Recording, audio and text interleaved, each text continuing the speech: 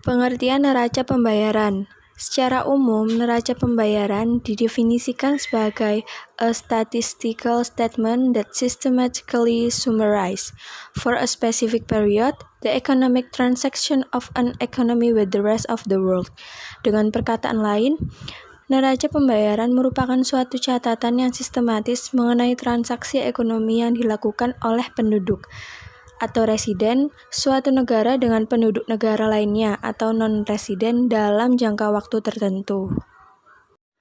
Pengertian neraca pembayaran Indonesia. Neraca pembayaran Indonesia atau biasa yang disebut NPI merupakan suatu pencatatan atas transaksi ekonomi yang terjadi antara penduduk dengan bukan penduduk Indonesia pada suatu periode tertentu. Transaksi ekonomi yang dicatat dalam NPI terutama diakibatkan oleh terjadinya pertukaran atau transfer nilai ekonomi antara penduduk dan bukan penduduk Indonesia. Dalam suatu pertukaran, penduduk Indonesia memperoleh atau melepaskan kepemilikan atas suatu nilai ekonomi dengan menyerahkan atau mendapatkan kepemilikan atas nilai ekonomi lainnya dari bukan penduduk. Sementara, untuk transaksi yang diakibatkan oleh transfer, suatu nilai ekonomi diberikan atau diterima oleh penduduk Indonesia tanpa ada balasan nilai ekonomi lainnya. Meskipun tanpa terjadinya pertukaran atau transfer tetap dapat dicatat dalam NPI. Cara pencatatan transaksi ini dikenal dengan sebutan transaksi yang diimputasi. Misalnya, pencatatan atas laba yang tidak termasuk dividen. Perusahaan penanaman modal asing pada komponen laba ditanam kembali di NPI. Secara umum, transaksi ekonomi yang tercangkup dalam NPI dapat dibagi menjadi dua kelompok, yaitu yang pertama, barang, jasa, pendapatan, dan transfer berjalan, dan transaksi berjalan. Dan yang kedua, modal atau finansial. Selanjutnya, tujuan penyusunan neraca pembayaran. Yang pertama, mengetahui peranan sektor eksternal dalam perekonomian suatu negara. Peranan sektor eksternal tercermin antara lain dari besarnya jumlah permintaan produk domestik oleh bukan penduduk atau sebaliknya. Semakin besar permintaan terhadap produk domestik oleh bukan penduduk, yang tercermin dari nilai ekspor negara bersangkutan. Semakin besar pula peranan sektor eksternal dalam pembentukan produk domestik.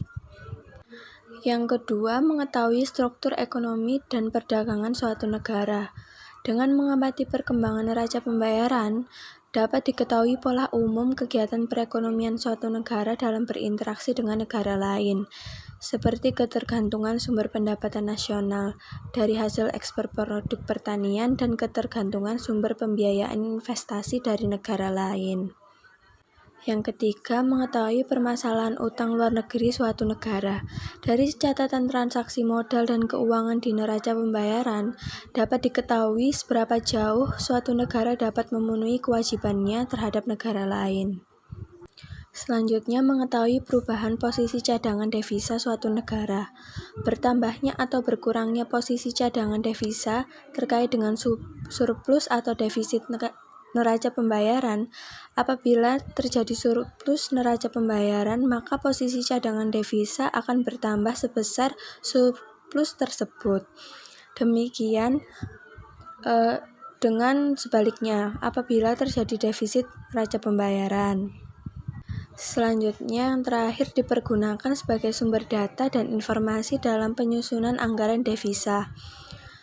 Dengan memperhatikan surplus atau defisit pada tahun-tahun tertentu, dapat diperkirakan besarnya kebutuhan devisa untuk anggaran tahun berikutnya. Sekaligus dapat ditentukan besarnya pinjaman yang diperlukan. Dipergunakan sebagai sumber data penyusun statistik pendapatan nasional. Assalamualaikum warahmatullahi wabarakatuh. Saya Alek Berferdiansyah, NIM terakhir 160. Di sini saya akan menjelaskan tentang metode pencatatan neraca pembayaran dan metode pencatatan neraca pembayaran Indonesia. Nah, yang pertama ialah metode pencatatan neraca pembayaran. Secara umum, NP dicatat pada saat terjadinya transaksi atau transaksi basis atau pemindahan hak kepemilikan sumber daya yang dimiliki oleh penduduk suatu negara. Penyusunan statistik NP berdasarkan transaksi basis merupakan sistem penyusunan NP yang berlaku secara internasional. Acuan yang digunakan dalam penyusunan NP adalah Balance of Payment Manual (BPM) yang diterbitkan oleh International Monetary Fund atau IMF berdasarkan konvensi internasional. Pencatatan transaksi dalam MP mempergunakan prinsip double entry system. Artinya setiap transaksi dicatat pada dua sisi, yaitu pada sisi debit dan sisi kredit, dengan nilai yang sama. Perlu dicatat bahwa mengingat NP pada umumnya disajikan dalam bentuk vertikal, yaitu dari atas ke bawah sehingga tidak tampak sisi debit atau kredit. Maka berdasarkan konvensi, pencatatan pada sisi kredit diberi tanda plus, sedangkan pencatatan pada sisi debit diberi tanda min. Berdasarkan prinsip pencatatan tersebut di atas, transaksi yang dicatat pada sisi debit dan kredit antara lain ialah sebagai berikut. Yang A ialah sisi debit. Yang pertama, impor barang. Yang kedua, jasa yang diterima penduduk dari bukan penduduk atau impor jasa. Yang ketiga, pemberian hadiah kepada bukan penduduk atau transfer. Yang keempat, penjualan kekayaan atau aset yang dimiliki oleh bukan penduduk. Yang kelima, pembelian surat-surat berharga atau securities milik bukan penduduk.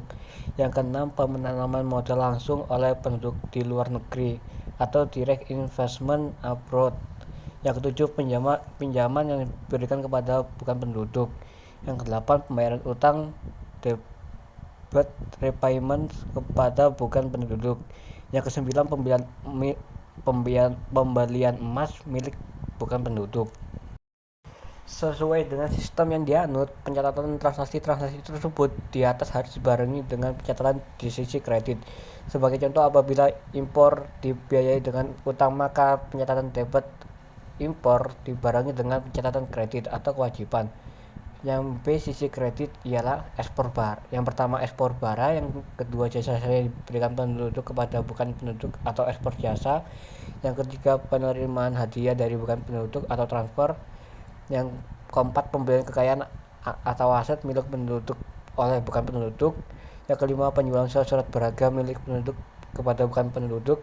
Yang keenam, penanaman modal langsung oleh bukan penduduk. Yang ketujuh, pinjaman yang diterima dari bukan penduduk. Yang kedelapan, pembayaran utang oleh bukan penduduk. Yang kesembilan, penjualan emas milik penduduk kepada bukan penduduk.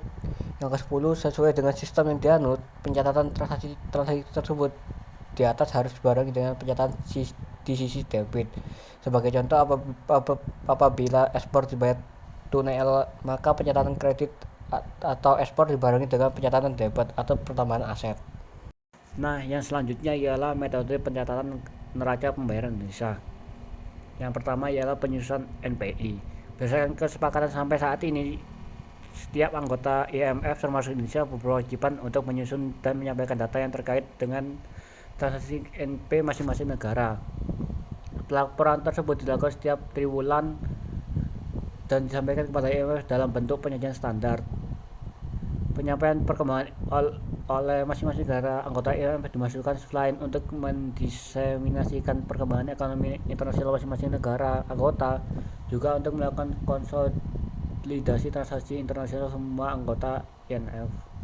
Informasi perkembangan ekonomi internasional masing-masing negara tersebut sangat diperlukan oleh investor, perbankan, pengusaha, dan lembaga internasional lainnya dalam menentukan rencana kegiatan antara lain yang terkait dengan investasi dan perdagangan. Yang kedua, sumber data penyusunan NPI. Sumber data penyusunan NPI berasal dari berbagai sumber, yaitu yang pertama, ekspor dan impor non migas bersumber pada dokumen ekspor atau dalam kurung pemberitahuan ekspor barang dan impor atau dalam kurung pemberitahuan impor barang. Yang kedua, ekspor dan impor migas bersumber pada laporan dan informasi dari lembaga terkait seperti Direktorat Minyak dan Gas dan Pertamina. Yang ketiga, jasa non migas, income dan transfer bersumber pada laporan dan informasi berbagai sumber antara lain Departemen Agama, Kementerian Negara Kebudayaan dan Pariwisata dan lain-lain.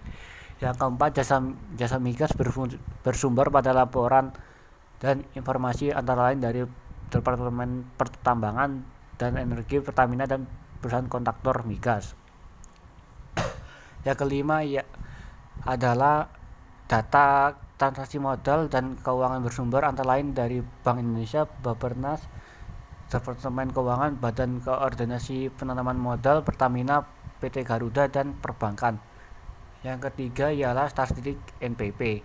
Statistik Neraca Pembayaran Indonesia atau NPP merupakan salah satu statistik ekonomi makro yang penting bagi Indonesia. Di antara sejumlah statistik ekonomi makro lainnya seperti pendataan domestik bruto atau PDB dan jumlah uang beredar. Statistik ini memberikan informasi tentang transaksi ekonomi yang terjadi antara masyarakat Indonesia dengan bukan penduduk pada suatu periode tertentu.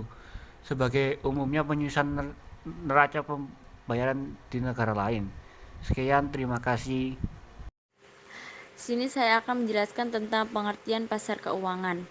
Pasar keuangan internasional diartikan sebagai pertemuan antara pembeli dan penjual yang subjeknya adalah antar negara yang bersangkutan untuk memperdagangkan produk keuangan dalam berbagai cara termasuk penggunaan bursa efek secara langsung antara penjual dan pembeli. Pasar keuangan merupakan mekanisme pasar yang memungkinkan bagi seseorang atau korporasi dengan mudah dapat melakukan transaksi penjualan dan pembelian dalam bentuk sekuritas keuangan atau saham dan obligasi. Tanpa adanya pasar keuangan ini, maka peminjam uang kreditur akan mengalami kesulitan dalam menemukan debitur yang bersedia untuk memberikan pinjaman kepadanya. Selanjutnya yaitu fungsi pasar keuangan. Pasar keuangan adalah tempat aset-aset keuangan yang diperdagangkan. Fungsi pasar keuangan yaitu yang pertama, interaksi antara pembeli dan penjual dalam suatu pasar keuangan menentukan harga aset yang diperdagangkan. Yang kedua, pasar keuangan menyediakan suatu mekanisme bagi investor untuk menjual aset keuangannya. Pasar keuangan dapat menawarkan suatu likuiditas yaitu kemampuan untuk mengubah aktiva menjadi kas. Ini merupakan hal yang menarik jika situasi yang ada dapat mendorong atau memotivasi investor untuk menjual. Tanpa adanya pasar sekunder, pemilik utang akan dipaksa untuk menyimpan instrumen utangnya hingga tanggal jatuh temponya. Pemilik ekuitas harus menunggu hingga perusahaan baik sukarela atau terpaksa dijual. Yang ketiga, kemampuannya untuk mengurangi biaya transaksi. Dua biaya dihubungkan dengan usaha transaksi, biaya pencarian dan biaya informasi. Biaya pencarian mengacu kepada biaya eksplisit seperti biaya iklan dan biaya implisit seperti waktu yang dihabiskan untuk menemukan penjual atau pembeli. Keberadaan pasar keuangan terorganisir menurunkan biaya pencarian. Biaya informasi merupakan biaya yang dikeluarkan dalam nilai hasil investasi aktiva keuangan. Selanjutnya ada jenis-jenis pasar keuangan internasional. Yang pertama ada pasar Eurocurrency, yang kedua pasar Eureddit, yang ketiga pasar Eurobond, yang keempat pasar modal internasional, dan yang terakhir pasar Forex, Webs, Future, Option, dan Forwards. Di sini saya akan menjelaskan lembaga pasar keuangan internasional, yaitu yang pertama IMF, dibentuk di Bretton Woods, New Hampshire, Juli 1944 oleh kaum kapitalis internasional. Tujuannya yang pertama kerjasama moneter internasional, kedua stabilitas kurs, ketiga menyediakan dana pinjaman untuk memperbaiki neraca pembayaran, keempat meningkatkan mobilitas dana antar negara, kelima mewujudkan perdagangan bebas. Yang kedua ada Bank Dunia atau International Bank for Reconstruction and Development 1944. Fungsi dan tujuannya yaitu memberi pinjaman reverse ke negara-negara berkembang untuk program modal dan untuk mengurangi kemiskinan dan lain-lain. Sedangkan lembaga-lembaga keuangan yang ada di Indonesia yaitu IMF, Bank Dunia, ASEAN Development Bank atau ADB, International Development Bank atau IDB, dan Consultative Group on Indonesian atau CGI. Selanjutnya saya akan menjelaskan motif-motif melakukan investasi internasional. Beberapa motif umum bagi investor dan kreditor untuk memasuki pasar keuangan internasional. Motif ini terbukti telah mendorong internasional pasar keuangan. Itu ada dua. Yang pertama, motif investor melakukan investasi di pasar internasional. Yang pertama, kondisi perekonomian. Perusahaan-perusahaan di negara tertentu biasanya mengharapkan kinerja lebih menguntungkan dengan beroperasi di negara lain. Yang kedua, harapan terhadap kurs falas. Kebanyakan investor membeli surat-surat berharga dalam mata uang yang nilainya diharapkan mengalami apresiasi terhadap mata uang negara si investor. Dari perspektif investor asing, kinerja investasi semacam ini sangat tergantung dari pergerakan nilai mata uang. Yang ketiga, diversifikasi internasional, yaitu investor besar kemungkinan memperoleh manfaat dari diversifikasi kekayaan portofolionya secara internasional. Bukti empiris menunjukkan bahwa pengurangan risiko dalam jumlah yang substansial dapat terjadi akibat diverifikasi internasional. Manfaat berupa pengurangan risiko dapat dijelaskan dengan perbedaan kondisi ekonomi antar negara, sehingga seluruh portofolio seorang investor tidak hanya semata-mata tergantung pada kondisi perekonomian suatu negara. Lalu yang kedua, motif kreditor menyediakan kredit di pasar internasional. Yang pertama, tingginya tingkat suku bunga internasional. Banyak negara mengalami kekurangan dana yang dapat dipinjamkan yang ada gilirannya menyebabkan suku bunga domestik relatif tinggi. Kondisi semacam ini akan mendorong kreditor asing untuk berupaya memanfaatkannya dengan menawarkan modal ke pasar negara tersebut. Suku bunga domestik yang tinggi mencerminkan tingginya harapan inflasi di negara tersebut karena inflasi dapat menyebabkan depresiasi mata uang lokal terhadap mata uang asing. Tingginya suku bunga di negara tersebut mungkin saja ditutup dengan melemahnya mata uang lokal selama periode tertentu. Kedua, harapan terhadap kurs falas. Kreditor biasanya mempertimbangkan untuk mensuplai modal kepada negara-negara yang mata uangnya diharapkan mengalami apresiasi terhadap mata uang di negara si kreditor. Apapun bentuk transaksi yang dilakukan berupa obligasi atau pinjaman internasional. Kreditor untung bila nilai mata uang yang mendominasi transaksinya menguat dibanding mata uang negara si kreditor. Ketiga, diverifikasi internasional. Para kreditor dapat memperoleh keuntungan dari diverifikasi internasional yang mengurangi kemungkinan bangkrutnya peminjam pada saat yang bersamaan. Efektivitas dari strategi semacam ini tergantung dari korelasi kegiatan ekonomi antar negara. Diversifikasi antar negara akan kurang efektif bila negara bersangkutan cenderung mengalami siklus bisnis yang kurang lebih sama. Sekian dan terima kasih. Wassalamualaikum warahmatullahi wabarakatuh.